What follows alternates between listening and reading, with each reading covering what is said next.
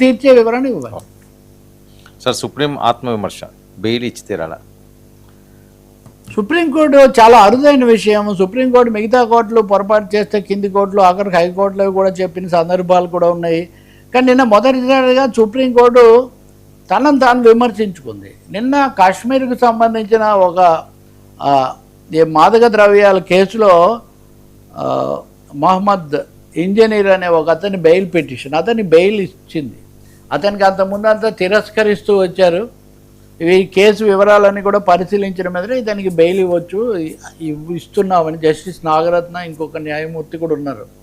ఆ సమయంలో వాళ్ళు కీలకమైన వ్యాఖ్య చేశారు.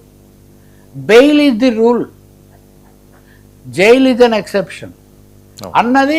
ఈ మాట ఎప్పుడు అంటుంటాం, ఇది ఊరికనే మొక్కుబడిగా అనే మాట కాదు, ఇది పూర్తిగా చట్టబద్ధమైంది, రాజ్యాంగ స్ఫూర్తికి సంబంధించింది.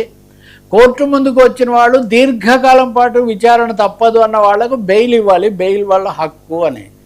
రాజ్యాంగ ప్రకారమే కాదు 2021లో కూడా ఇదే న్యాయస్థానం ఒక తీర్పు ఇచ్చింది. ఆ తీర్పులో కూడా బెయిల్ ఈజ్ ది రూల్ అని చెప్పింది. చెప్పినటువంటి దాన్ని కూడా ఉల్లంఘించి 2022లో జేఎన్యూకి సంబంధించినటువంటి ఒమర్ ఖలీద్ అనేటటువంటి అప్పటి విద్యార్థి నాయకుడు, ఆయన 2020లో అక్కడ జరిగిన ఘటనలు వీటిలో ఉపా చట్టం కింద అన్లాఫుల్ యాక్ట్ ప్రివెన్షన్ యాక్ట్ దాని కింద మీరు అరెస్ట్ చేశారు.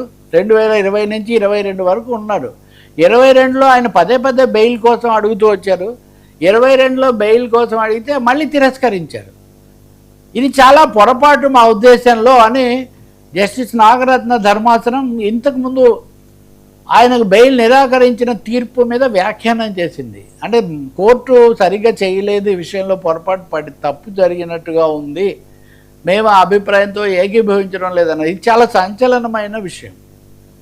ఉపా చట్టం కింద అరెస్ట్ చేసిన వాళ్ళనైనా సరే వాళ్ళకు కూడా మీరు వేగంగా విచారణ జరపలేని పరిస్థితుల్లో బెయిల్ మీద విడుదల చేయవలసిందే. వాళ్ళ మీద అభియోగాలు తీవ్రంగా ఉన్నాయి, ఉపా చట్టం పెట్టాము, రకరకాల పేర్లతో మీరు అలాగే ఎంతకాలం కొనసాగిస్తారు? 2022 నుంచి ఇప్పటివరకు కొనసాగిస్తుంది. ఇది ఎలా కుదురుతుంది అని కోర్టు తీవ్రంగా ప్రశ్నించింది. ఇంకో మాట కూడా అడిగింది. ఉపా చట్టం అంటే తిరుగులేందని మీరు అంటున్నారు, కానీ ఉపా చట్టం మోపబడిన వాళ్ళల్లో 4% మందికి మట్టుకే శిక్ష పడింది ఇప్పటివరకు. కన్విక్షన్ రేట్ ఉపా చట్టం కింద కన్విక్షన్ రేట్ 4% ఉన్నప్పుడు మిగిలిన 96% మందిని మీరు బెయిల్ ఇవ్వకుండా అలా నిరవధికంగా మీరు ఎలా పొడిగిస్తారని. కాబట్టి ఇక్కడ సుప్రీంకోర్టు గతంలో తన ధర్మాసనం ఇచ్చిన తీర్పును తానే విమర్శించుకొని we have to take a relook, మరొకసారి దీన్ని పునఃసమీక్షించాల్సిన అవసరం ఉందని చెప్పింది. ఇది ఖచ్చితంగా ఒక సంచలనాత్మకమైంది, ఆహ్వానించదగినటువంటి తీర్పుగా కూడా ఉండాలి. ఇప్పుడు చాలామంది హైకోర్టులు కూడా చాలా వరకు బెయిల్ను నిరాకరిస్తున్నాయి. దీని మీద అనేక రాజకీయమైన విమర్శలు కూడా వస్తున్నాయి. వీటి విషయంలో చాలా ఖచ్చితంగా చేయాలని సుప్రీంకోర్టు చెప్పింది. బహుశా ఇప్పుడన్నా చాలా చోట్ల ఈ బెయిల్ లేకుండా మగ్గిపోతున్న వాళ్ళు చాలామంది, ఇప్పుడు ఇక వరవరరావు లాంటి వృద్ధులు వాళ్ళని కూడా ఎడతెగకుండా చేస్తున్నారు. ఈ మధ్య కూడా వాళ్ళ బెయిల్ రద్దు చేయాలని వెళ్ళి పెట్టారు. మరి బెయిల్ రద్దు చేయమంటారు, మీరు ఏమైనా విచారణ వేగంగా చేస్తారా? ఏం చేయరు, మీరు ఏళ్ల తరబడే చేస్తుంటారు.